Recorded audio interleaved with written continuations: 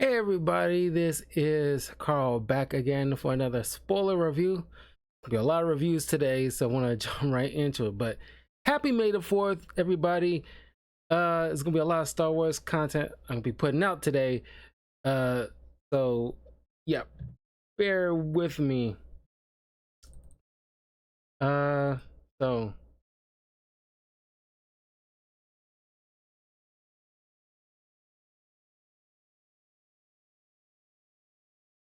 yeah.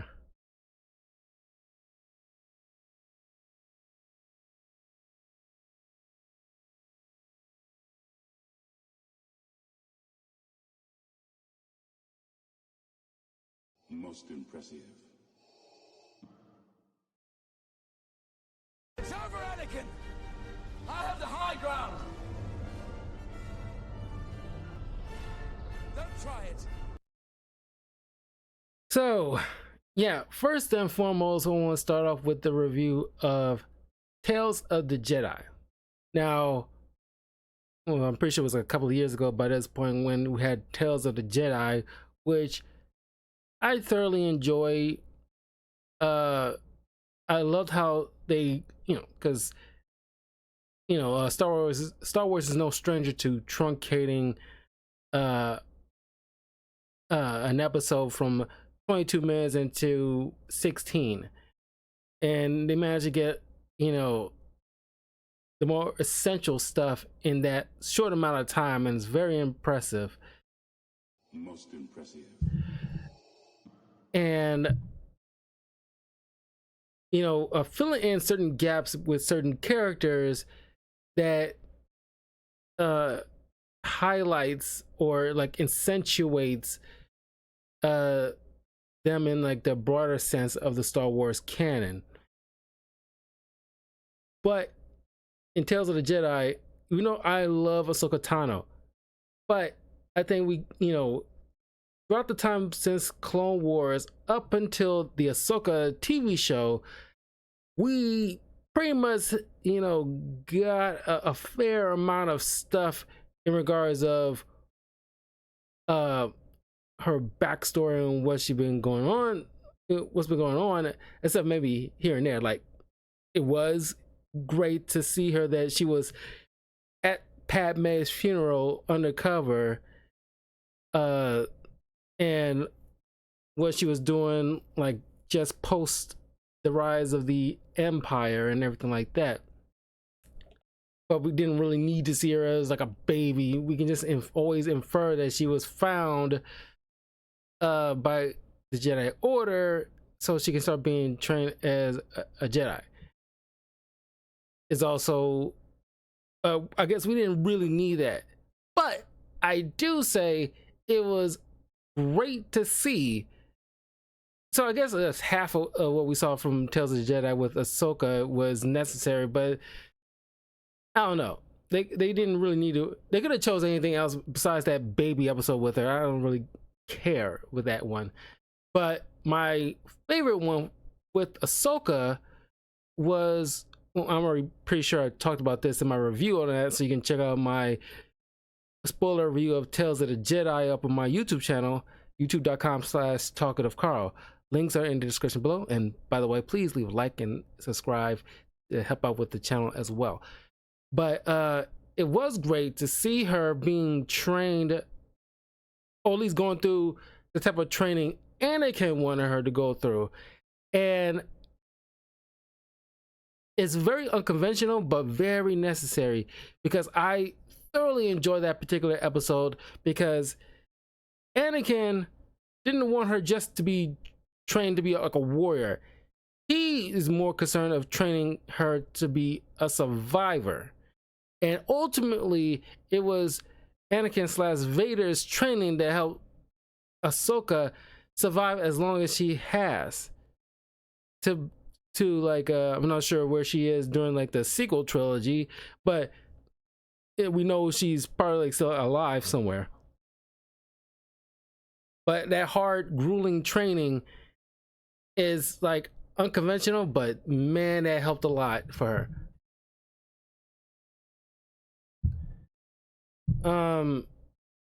But the bulk of the Tales of the Jedi I liked was the Count Dooku stuff, because we don't get much from his past or certain gaps, during the movie period, like how much he really holds like Qui-Gon Jinn in such high regards, and the kind of mindset that Qui-Gon eventually adopted, but just still because Dooku kind of I will bring this up in like a comic book review in just a little bit, but Dooku,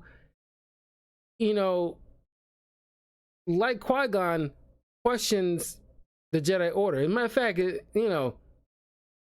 same thing with like Anakin, or even like a few others question the dogmatic practices of the Jedi Order, how complacent they're being, and like not utilizing their skills more actively instead of just so much passively, and which ultimately brought in their downfall. Dooku probably wouldn't have gone down the route that he went if they allowed, if they wasn't so dogmatic, but that those same teachings allowed Qui-Gon not to go the same route as his master, but understood I still argue that Qui-Gon Jinn was a great Jedi. I still want them to make a great Jedi in canon. I don't know why they keep, pushing that away or trying to save it for like a special moment. Let's be honest, because recently in the Acolyte trailer, it hinted that Darth Raven is going to be like the main bad guy there, because it's 100 years before Episode 1. And he mastered both the light and the dark side, became one of the most powerful Jedi in Star Wars history.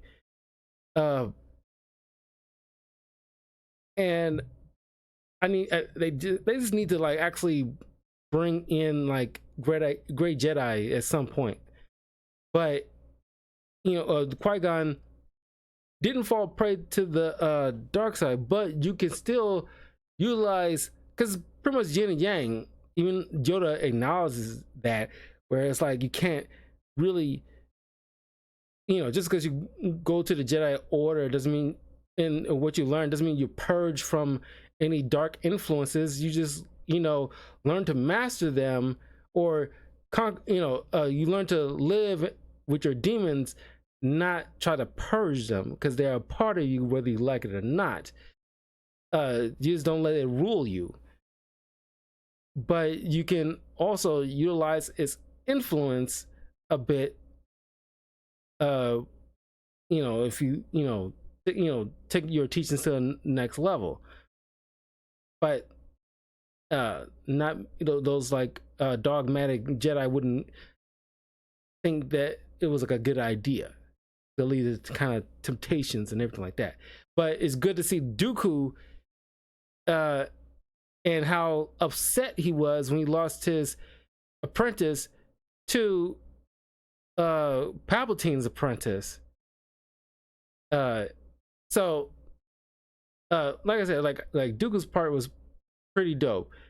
Here with Tales of the Empire, where it's more looking at the dark side of the world of the Star Wars canon, and that's a cool way to to take to the next step with this new season. Here we got two new characters that we're following. The first half, we're if you remember Morgan Elsbeth from I think season 2 of The Mandalorian, that we were first introduced to her, and also in the Ahsoka series, where she was like the Night Sister, well, used to be a Night Sister, until she lost everybody during the purge of them. We know from Jedi Survivor there's still Miriam who is like still around. So, and then of course there's like Asajj Ventress that we just seen recently in the last season of The Bad Batch, which I just put in a review for that. This is up on the channel. So, you know, so Asajj Ventress, and because if you watch the Ahsoka series, you know, spoiler alert for that, it's been like a year. Morgan Elsbeth died by the hands of Ahsoka. I'm pretty sure it was Ahsoka. So right now, you know, Miriam and Asajj Ventress, for right now, is the only two current living Night Sisters in the Star Wars. Maybe there's a few outliers here and there, not too dissimilar to how, because they tried to purge the Jedi Order, but also the Mandalorians and the Night Sisters, because they're the only ones with actual strength to actually, and the rebellious nature to actually oppose the Empire. And of course, Palpatine obviously don't want any opposing forces that can mount a sizable counterattack. But there was always still remnants around. Of course, we know there's still plenty of Mandalorians still around. But for right now, we only see a couple of Night Sisters here and there, but it might be a few others around that scattered through the galaxy. But definitely there's still Jedi around. I think Jedi will always gonna be around because there's always gonna be some new kid attuned with the Force that is always gonna pop up. Life finds a way. You can't really eradicate the entirety of potential Jedi out there. But then we also, because I completely forgot about this character in Clone Wars, Barriss Offee. She's the second half that we follow of Tales of the Empire, and she is a lot more interesting because we only see her maybe a couple of times in Clone Wars, the TV show, because she's the one who tried to frame Ahsoka and was the domino effect, at least maybe one of the earlier domino effects that caused Ahsoka to the relationship between Ahsoka and the Jedi Order to fracture, because Barriss was disillusioned about how one of those Jedi who questions the Order, because like I said, like I was saying, because I did a review of each season of the Clone Wars show, which is up on my channel as well, and her reason, you know, just like they could have done more. They're like just those dogmatic practices that kind of like it doesn't sit well with a few Jedi, because it's like, I want to do more. It's like the whole great power, great responsibility thing. It's like, I don't want to just be passively waiting for something to come on my doorstep. If I see something wrong, I want to do something about it because I have the power to do so. And I want, you know, because like, you know, the whole thing about detachments of, you know, emotions and stuff like that, because, you know, the whole that could lead to the dark side, and that was so ignorant of the old Jedi Order. Whereas like, you know, embracing, that's the whole point, at least that should have been the whole point of Luke's new Jedi Order, where it's like embracing your feelings isn't a bad thing. It's just knowing, you know, maturing and learning how to properly manage that and not let it go hog wild. That's the thing. But it's not something that you should be on the polar opposite effect, you know, abstaining against, because it's a whole part of you. So we'll go with like Morgan Elsbeth. Like I said, didn't really care for her side of things, because I don't know, she was like a fun character, but not enough where we like really need. I'm pretty sure there's a lot of people who like this character, but like for me personally, just like I got enough for her. What I've seen in The Mandalorian and Ahsoka, where it's like she was like a decent villain, but not enough for me to care about all the stuff she was going through. It's like I don't care. She's not. She doesn't rise to the same level as most other Jedi. I mean, most other Star Wars characters. I could have, gone through with any Rex, what he was going through. Just people that we've followed along a lot more than just a person we've seen only a couple of times. Hell, I would have gone with Asajj Ventress if he was going with a Night Sister. She's the most prominent one. We could have followed her a lot more in between certain things instead of Morgan Elsbeth. I mean, no shade on the actress or the character. It was fun when we got them, but it's just like not much that I really care, to really deep dive. But we see her, because the titles here are very good. The first three, hate, the path to hate, the path to fear, because fear leads to anger leads to hate. So each one was fear, anger, hate, and then like the other one was for Barriss is devotion, realization, and the way out. So, and these two obviously fell in the side of the Empire and the dark side. One who's like an actual Jedi, and the other is just like a Night Sister, but they all have their own point of view into the whole dark side. One doubled down into it in a way, but well, not to say double down into it because I'm not even sure why she even. Well, let's get. I was going to get into it, but like, yeah,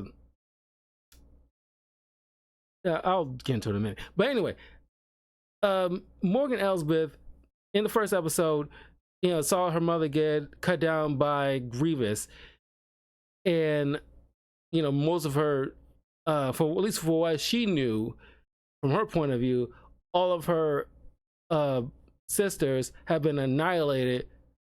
Obviously, I guess to her it was the Separatists, because since Grievous was still around, that means there was still, slightly before, Order 66, or at least before Episode 3. So it was still during the Clone Wars, but Palpatine was really started making some those hard moves before the end of Episode 3. So she gets rescued by some mountain folk. Not sure why the Grievous and his troops didn't look into the mountains too.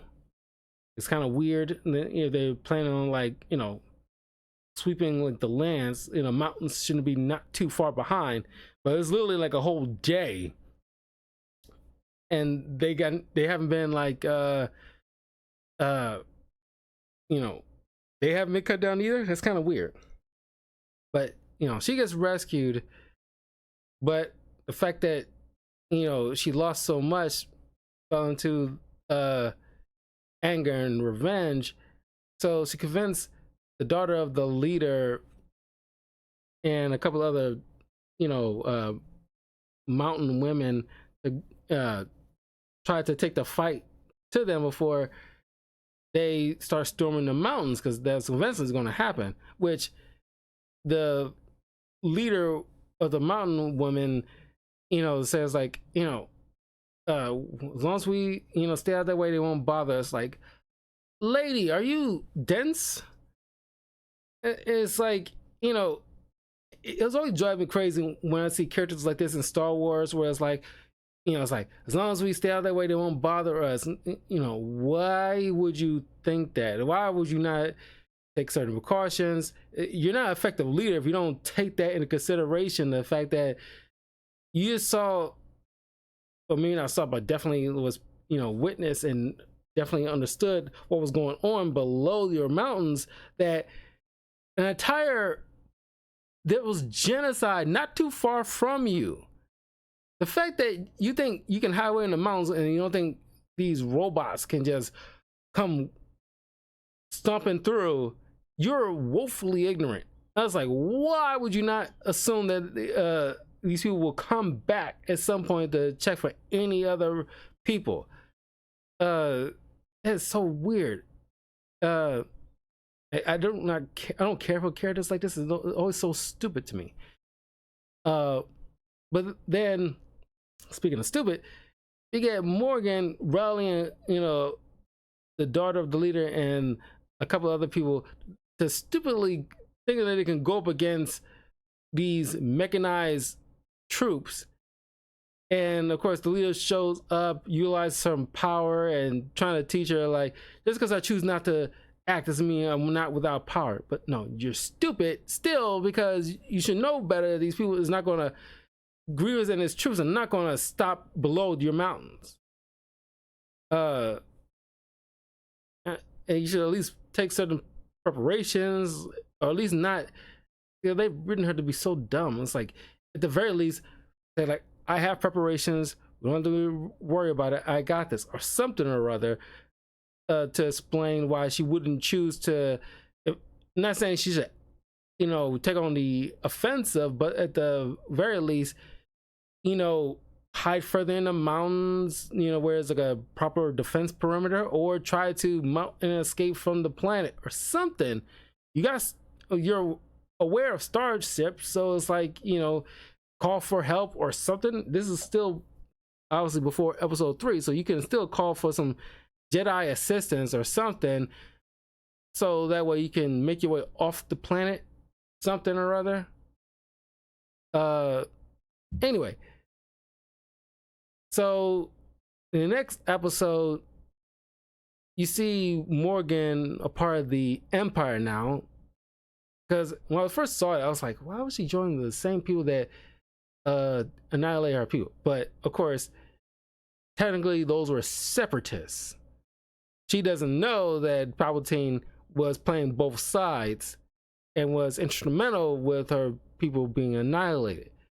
So she ended up joining the Empire, thinking like, oh, they can bring order to the galaxy, blah, blah, blah. So she was pitching this idea to some admirals about increasing some shields for certain ships. And of course, she, getting ignored, talking about cost effectiveness and blah, blah, blah. But, the planet she's on that we saw in the Mandalorian that she was running, still flourishing, had resources. Of course, in the live action version, where we first saw, is a barren wasteland. Clearly the Empire had been like, taking resources, to the point where it's like darn near a barren wasteland. But then you meet that general who during the Clone Wars TV show was the narrator. That guy, he's turned out to be working with, at least I think that's that guy, turns out to be working with Grand Admiral Thrawn, who comes to her after they test her skills against this bounty hunter, or whoever his right hand man was, to see if she's worthy of being part of his little inner circle. Because Thrawn knows that, certain moments the Empire are very short-sighted, because he's this massive thinker and everything like that. And so this is where we see her finally, going in cahoots with Admiral Thrawn, because he sees that she offers something that could be instrumental, and he's not going to brush it off like the Empire in the greater scheme is doing. And once again, I'm sorry guys, I don't see why this guy is everybody getting so hyped. Oh, Grand Admiral Thrawn, yeah, God, yeah. It's like, I don't get that feeling. He is not that interesting to me. He's not intimidating. He just got a cool sounding voice and a cool appearance. But all in all, not that freaking intimidating. There's plenty of other intimidating Star Wars villains that isn't, because people point out, oh, he's like the Moriarty of Star Wars, and it's like, yeah, sure, he's smart. There's plenty of smart villains in Star Wars. It's not that special. I'm sorry. The only thing special about him is his appearance. And like I seen in Rebels, I'm trying to, but it's just like I don't get the same excitement for a character that's not all that freaking interesting. And I know he's like, people mention about books and he's in and it shows why he's such an intimidating. Like, I get it, but it doesn't ring to me every time I see it. It's like so many other smart. Yeah, sure, he might be the smartest, but it's like I don't get it. It's like I don't get the same appeal to me. At this point I kind of roll my eyes every time I see this guy. It's like, oh god, this guy again. I can't wait till he gets killed off at some point, because I don't care. I really don't care. So,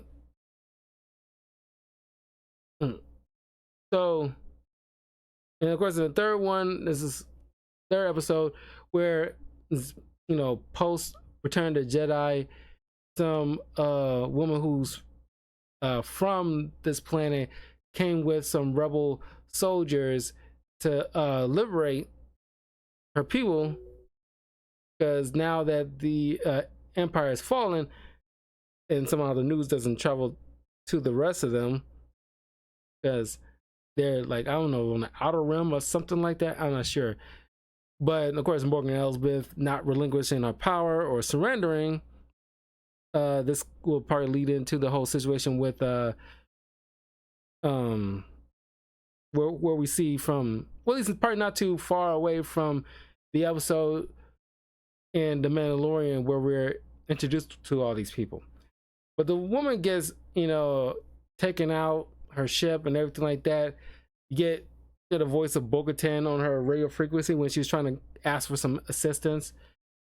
And of course, Bo-Katan will end up calling Ahsoka, and that's where we'll meet her here in live action for the first time, while she's trying to stop Morgan Elsbeth and liberate these people. It's fine. I don't hate it. We still got some cool insights, but like I said, there's plenty other Empire type characters we can easily follow that's a lot more interesting. Like I said, like maybe like Asajj Ventress, some little in between stuff with what she was going through, leading up to where she will be in Bad Batch, and how she probably a little bit more Gray Jedi anti-hero type of character, because she's not the same Asajj Ventress that worked for Dooku anymore. Or even the little moments where we see her in Clone Wars before, like, Ahsoka breaks away from the Order. So then we get into what's her name, Barriss Offee. Like I said, the one who framed Ahsoka Tano. And we see her, parallel to Order 66. Now, because certain Jedi who was locked up in, or these former Jedi locked up in prison, and because we get a little insight here that not every Jedi was annihilated. There are some Jedi who got stripped of their status as a Jedi, so technically it wasn't Jedi anymore. Since they got locked up and taken away from whatever reason, and so that's when the Grand Inquisitor starts recruiting certain people to become Night Sisters and Night Brothers. And we get a little bit more insight with this, and this is a lot more interesting in my opinion, where Barriss and two other Jedi her age are put in holding. I'm bringing up about like not being considered Jedi no more. That's why they're not immediately executed on the spot. Even though prior to this, I would have like assumed that most of the, because of course where you would get, you know, Night Sisters and brothers who have access to the Force and lightsabers and blah blah blah blah. They gotta be, you know, bad Jedi out there or corrupted at some point. But for a while, I always assumed that any bad Jedi who was locked up would have been immediately executed irregardless. But you know, some managed to be turned into Night Sisters and brothers. So we see Grand Inquisitor training or teaching Barriss to ignore what she learned from the Jedi Order and attack with anger and an intent to kill. And so it was 3, but it's now down to 2 because one tried to escape, immediately executed.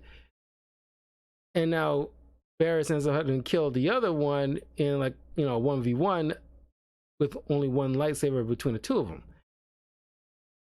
And so, you know, the Night Sisters and brothers that's in the room, because there's only like a limited amount of them,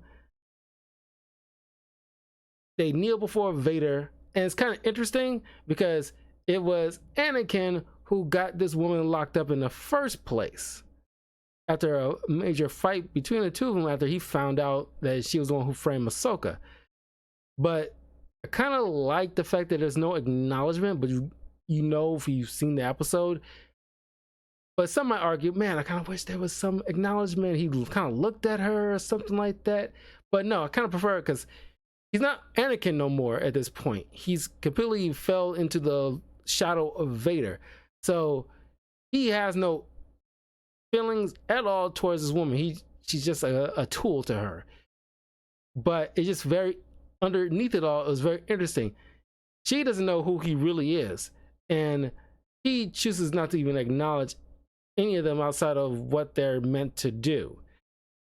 But it's very interesting. Like, this very man who put you in prison is the right hand of the Emperor. Kind of fun. Then the next episode where she and this other Jedi lady, I forgot her name, who actually has the same kind of eyes that Anakin had when he was turned to the dark side. Is those yellowish eyes. It's kind of dope. And not many of the Sith had those yellow eyes. You see them from time to time, but like you look at the Night Sisters and brothers, not many of them have those kind of eyes. I kind of wish they kind of make that a real thing all across the board. But like I said, there's been a few instances where you don't see those yellow eyes. Lynn, that was the name of the person that helps get Barriss out of prison.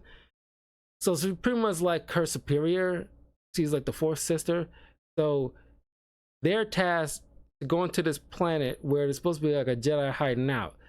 And they go to this village, and Barriss is kind of astonished that, thinking that the Empire is supposed to bring order, why is this place looking so desolate and there's no, you know, help?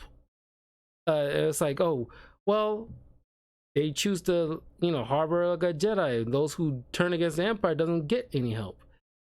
So it's like you see like the, you know, she's starting to look at like, okay, this Empire isn't no better than the Jedi Order.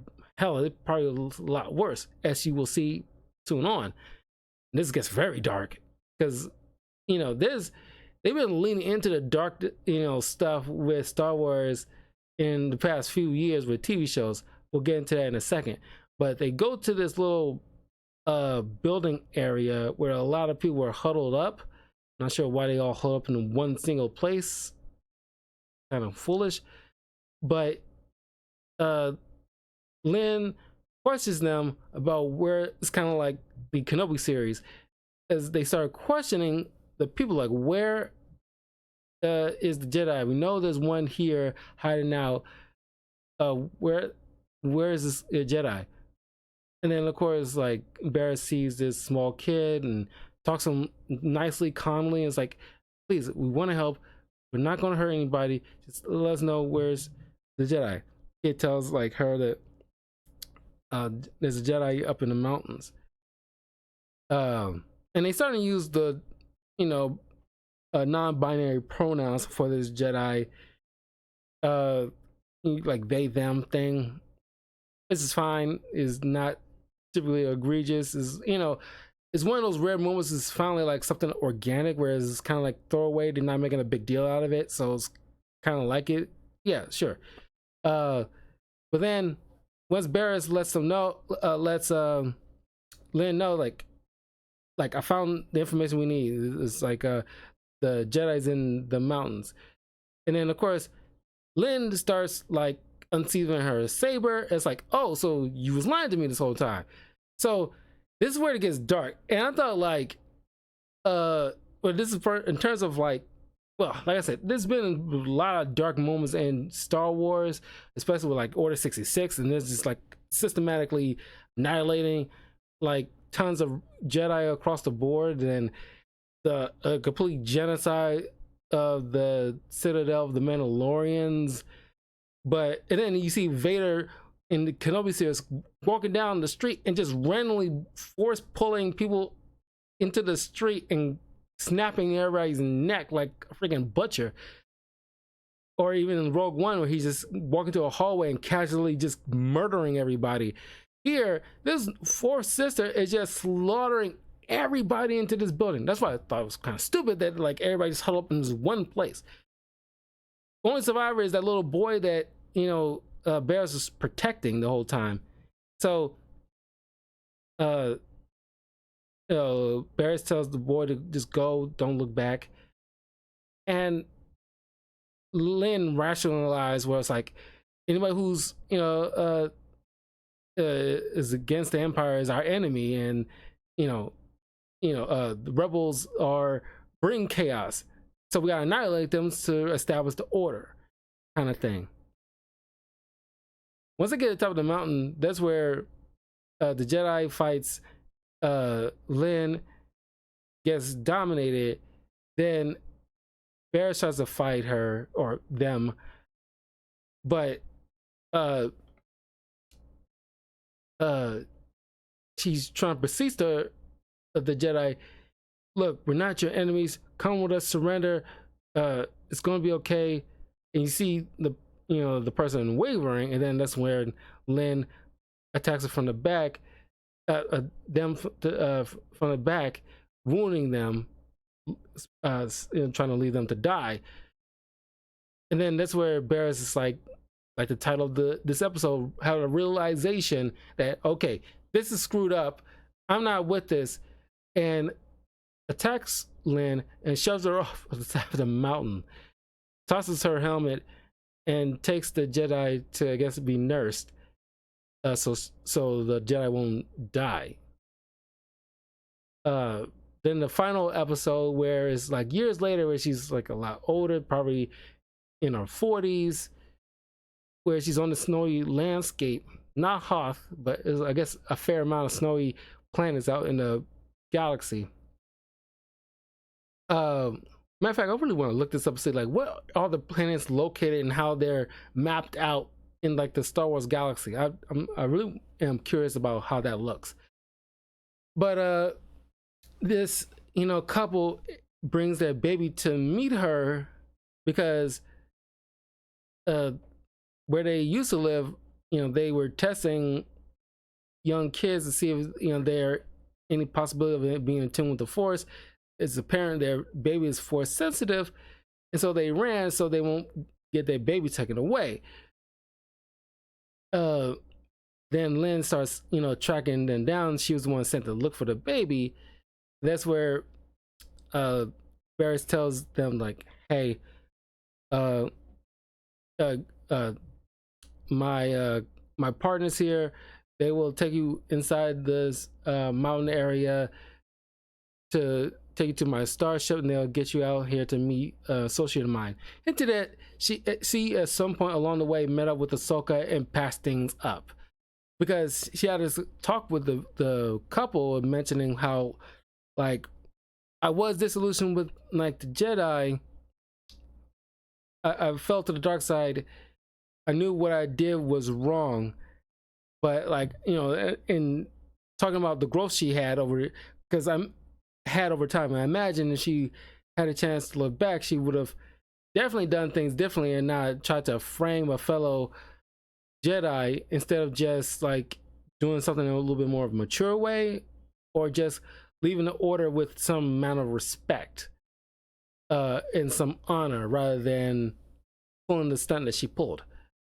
But she had a one-on-one with Lynn, and she ended up, like the Inquisitor did with her, having like a confrontation with Lynn without the use of her lightsaber. And she mentions how, like, your anger makes you predictable. And you see like the growth she had ever since, from the moment we saw her as like a Padawan until now, the massive growth over time. Because, who knows at what point in the timeline she is in her, like, I'm assuming, because she got like older features, not like gray hair or anything like that. Like I said, it's like she could be in her, like, early to mid 40s. So, it's probably definitely during the maybe somewhere between episode like the New Hope and Empire Strikes Back, probably around that time. It's definitely not Return of the Jedi time. So she just like dodging mostly, and she realized, Lynn realized, oh, these people ran into the mountains, and the Barris mentions to her like, if you go in there, you won't find your way out. So she steps aside to let her go through, ignoring her warnings. The people, being led by Barris's partners, takes her to the starship, and they manage to get away, while Lynn is just trapped in this kind of icy labyrinth. And you hear Barris echoes, she's, at this point she would have been considered like a Jedi Knight or a Jedi Master at this point, because the way she's talking, like she is so knowledgeable at this point. And she mentions like, lay down your saber and I will help you out. You have to turn against like the dark side. I want to help you. And of course she ends up getting stabbed, and like poor Qui-Gon Jinn, like he was like the only one who got stabbed in the stomach and not survive. And every other time we see somebody get stabbed in the stomach, they manage to get quickly medical attention and survive long enough to get medical attention. And it's like so dumb, man.